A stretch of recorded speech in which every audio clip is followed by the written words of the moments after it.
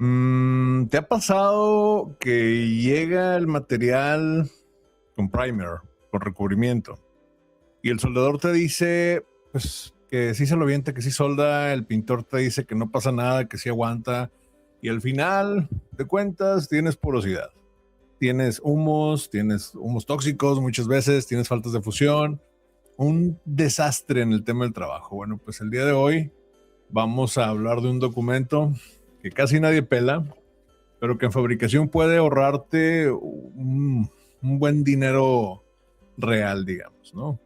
Que es el AWS 3.9 2019, que es la especificación para clasificar los primers soldables, y es donde se mezclan de alguna manera dos mundos en los que estoy bastante involucrado.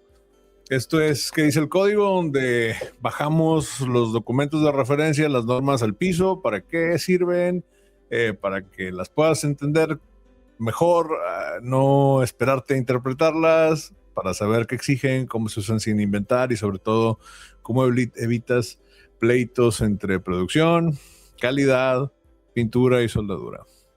Entonces, regresamos aquí al título. Primeramente, lo básico. AWS 3.9 en la versión actual, que es la 2019, ya tiene unos añitos, si te puedes dar cuenta. Es una especificación que prescribe de alguna manera requisitos básicos. ¿Para qué? Para la clasificación de primers, ¿sí? Lo que le llaman soldadura a través, well through. O sea, recubrimientos primarios que se dejan en la superficie y se pretende soldar encima. Sí, se puede soldar encima sin remover completamente la película. No es algo que yo aconseje realmente, porque me toca estar de los dos mundos de ambos lados, pero bueno, en algunas ocasiones es muy difícil retirar completamente el recubrimiento para poder soldar. Entonces, pues sabes que quedó un pedacito, no hay problema. ¿Y por qué existen? Porque pues en la vida real pasan muchas cosas. Por ejemplo, la acerera o el taller manda acero con primario de taller para una protección temporal, es lo que le llaman el shop primer.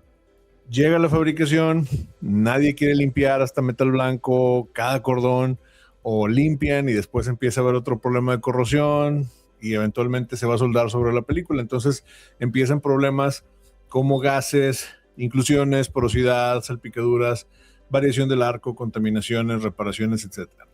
¿Por qué? Porque pues estás generando contaminantes al momento de descomponer este recubrimiento.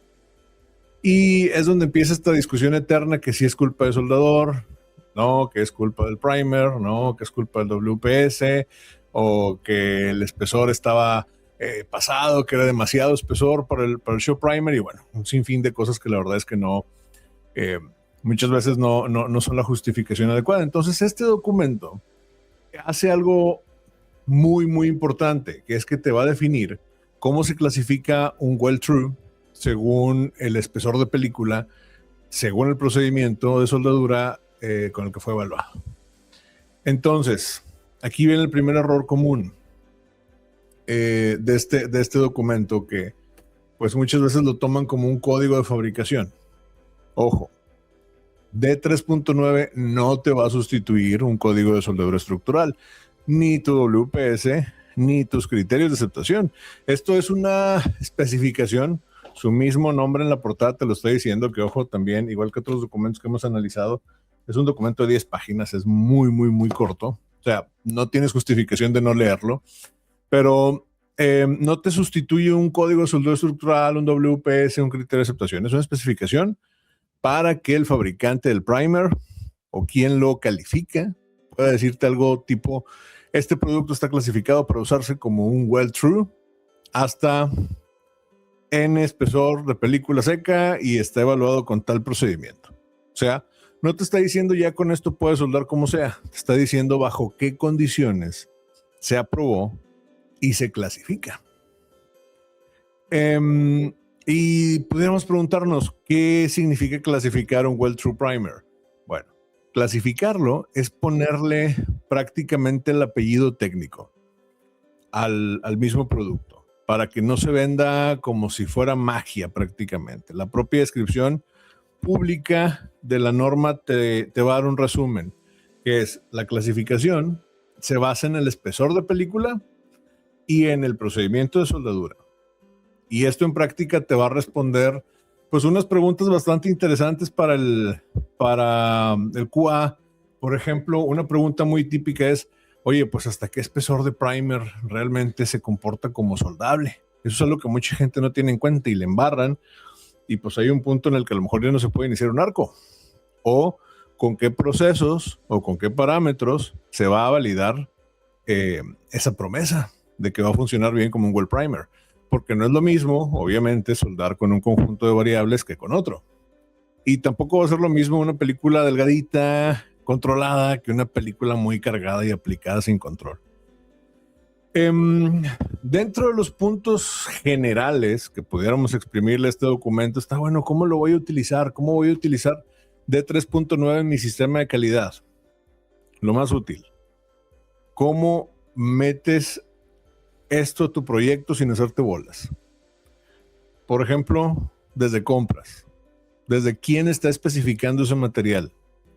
Porque cuando compres un acero que tenga primer, o cuando aceptes un material con primer en tu taller, tu requisito no debería ser primer soldable, así a secas, porque pues se van a ir a la ferretería y van a comprar una pintura Verel y vámonos. No, debería ser algo como el Well True, primer, deberá estar clasificado conforme a, y entonces citas este documento. Y además el proveedor siempre debe aclarar la clasificación según el espesor de película y el procedimiento de soldadura que se evaluó con ese espesor de película. También hay un requisito que está sugerido, digamos, como parte B, que es, ok, ya lo especificaste, ya lo compraste, ahora cuando lo recibes, que ya entra el tema de inspección de recubrimientos, que es de alguna manera donde empieza el trabajo para los inspectores. Porque si la clasificación depende del espesor, entonces tú como inspector debes tener el control del espesor de película seca, ¿sí? En las zonas donde vas a soldar. Debes de revisar también la consistencia de aplicación. Trabajaste con un proceso de aplicación de pistola con aire, fue a mano, fue airless, bueno, vas a tener variaciones, ¿sí? Y esto lo vuelves un check simple.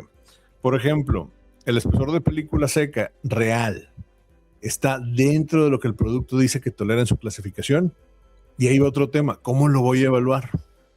Puedo utilizar la escuela de ISO, puedo utilizar la escuela de AMP, por ejemplo, con PA2. Entonces hay que ver cómo lo voy a evaluar. Si no, pues no discutas, lo tienes que remover. Si no está dentro de las características que está clasificado, hay que quitarlo de la zona de soldadura para poder soldar. Y obviamente también tenemos que considerar, ya dentro de soldadura, con el WPS, si el primer fue clasificado con cierto procedimiento, calificado a su vez, pues tú debes preguntarte, ¿mi proceso y mis variables se parecen a eso o estoy en otro tema? No para copiar exactamente, sino para poder tener una coherencia técnica. Si tú cambias el proceso, si cambias el consumible, energía, velocidad, preparación, obviamente vas a cambiar el comportamiento. Y aquí es algo importante. El well true no significa cualquier soldadura, significa una soldadura bajo ciertas condiciones que estén evaluadas. A veces, la gente que me conoce sabe que a mí el tema de seguridad me viene guango, pero bueno, a veces el tema de seguridad también pudiera ser importante. Casi nadie lo va a mencionar, menos yo, pero bueno, hay que entender que hay recubrimientos que al descomponerse, pues van a soltar algunos gases que pueden ser nocivos para el soldador, ¿sí? Caso muy sonado y que te lo dicen en todos los cursos de soldadura, el zinc o los recubrimientos base zinc. Este zinc al descomponerse pues genera unos vapores bien nocivos. Entonces también eso pudiéramos tenerlo en cuenta. Ciertos puntos, digamos errores típicos, lo uso como si fuera un primer final. Muchos primers de taller hay que entender que son temporales o son intermedios. Si tú lo dejas como final, sin un sistema completo de recubrimientos te vas a meter en broncas con el desempeño. Otro problema también es si dice well true, no le voy a medir nada. No, ya vimos que no, que la clasificación va a depender siempre del espesor de película. Y el tema del soldador, muchas veces, sí. ¿El problema es el soldador? No siempre. Puede que el soldador no haya sido calificado con ese tipo de recubrimiento, que tiene una mala preparación local, que estén los parámetros fuera de lo evaluado, que hay una contaminación adicional, porque el hecho de que tengas un well primer muchas veces también va a significar que hay materiales adicionales que contaminan. Si el well primer no fue bien aplicado o si estuvo contaminado previamente o por contaminación cruzada. Y el último, que es el error típico, ya les dije, se los repito, esto no es un código de fabricación, ¿sí? Es una especificación adicional.